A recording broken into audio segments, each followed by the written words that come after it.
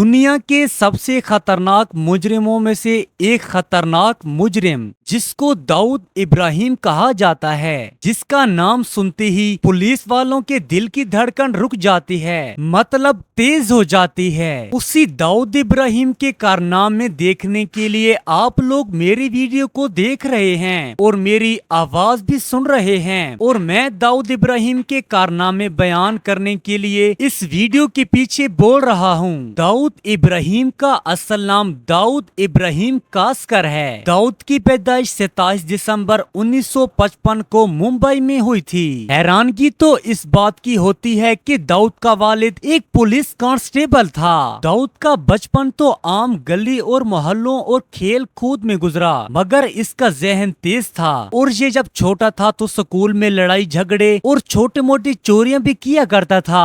आखिरकार दाऊद को समझ आ गई थी कि इन छोटे मोटे चोरियों के चक्कर से मेरे घर का चूल्हा नहीं जलने वाला, मुझे कुछ बड़ा ही हाथ मारना पड़ेगा। दाऊद के अब ख्वाब भी बड़े थे और इसके रास्ते में अंधेरा भी बहुत था। इसका घर से निकलना भी बहुत मुश्किल काम था। वक्त के साथ साथ दाऊद इब्राहिम ने 1970 में हाजी मस्तान और करीम लाला के गैंग में शिरकत कर ली। दाऊद ने जिन हाजी मस्तान और करीम लाला के गैंग में शिरकत की थी वो गिरोह मुंबई और पूरी इंडिया का सबसे बड़ा गैंगस्टर था। इन दो बंदों का असर मुंबई की सियासत, कारोबार, हत्ता कि पुलिस पर भी था। आखिरकार इसने हाजी मस्तान के नेटवर्क से ताल्लुक बना लिया ताकि स्मगलिंग और माली फायदा हासिल कर सके। करीम लाला के सख्त उसूल और ताकतवर गैंग ने दाऊद को समझाया कि जबरदस्त ताकत के लिए मंसूबा बंदी जरूरी है। दाऊद ने अपनी जहानत और जुर्रत का इस्तेमाल करते हुए दोनों ग्रुप्स के बीच अपनी जगह बना ली, यानी कि अगर अपनी जबान में कहूँ तो इनका चमचा खर्चा बन गया।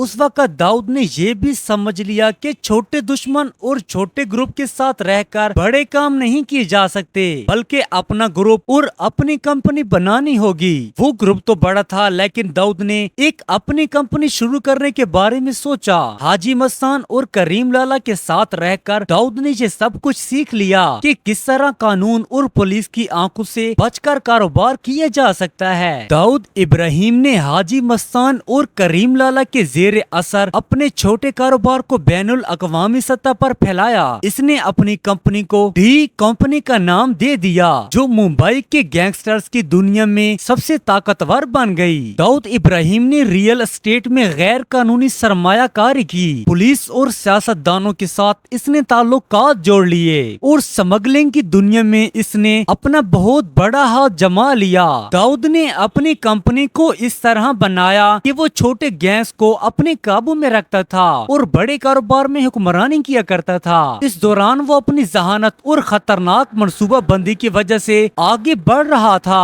दाऊद इब्राहिम ने ये साबित कर दिया कि ताकत सिर्फ जिस्मानी नहीं बल्कि जहनी मंसूबा बंदी से भी आती है। इसी तरह आ गया 1993। 12 मार्च 1993 मुंबई में 13 बम धमाके हुए। इस धमाके के दौरान 257 अफराद हलाक और सैकड़ों अफराद जख्मी हो गए। इंडिया की गवर्नमेंट ने ये सारा इल्जाम दाऊद इब्राहिम पर लगा दिया कि इन सारे बम धमाकों के पीछे सबका मास्टरमाइंड दाऊद इब्राहिम कासकर है। उसी वक्त दाऊद इंडिया से पाकिस्तान फरार हो गया। यहाँ पाकिस्तान आकर वो कराची में छुप गया।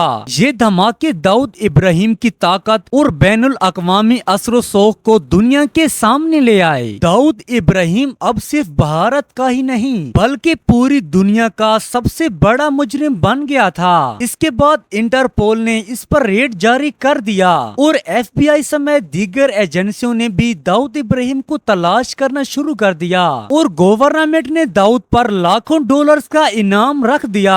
आज भी डी कंपनी इतनी बड़ी है कि दुनिया के मुख्तलिफ मुल्कों में भी इनका निजाम चल रहा है। उस वक्त दाऊद इब्राहिम एक ऐसा नाम बन गया जो खौफ, ताकत और जुर्म की अलामत बन गया। कुछ लोग कहते हैं कि दाऊद इब्राहिम कराची या किसी खुफिया मकाम पर जिंदा है और कुछ रिपोर्ट्स के मुताबिक दाऊद इब्राहिम कासकर मर चुका है, लेकिन हकीकत गैर यकीनी है। और कुछ लोग कहते हैं कि दाऊद इब्राहिम इस वक्त दुबई में है, क्योंकि दुबई और सऊदी अरेबिया दुनिया के सबसे महफूज मुल्क हैं। अगर आपको मालूम है कि इस वक्त दाऊद ابراہیم کہاں ہے تو کمنٹ سیکشن میں ضرور بتائیے گا اور ہمارے اس چینل کو بھی ضرور سبسکرائب کریں۔ اللہ حافظ۔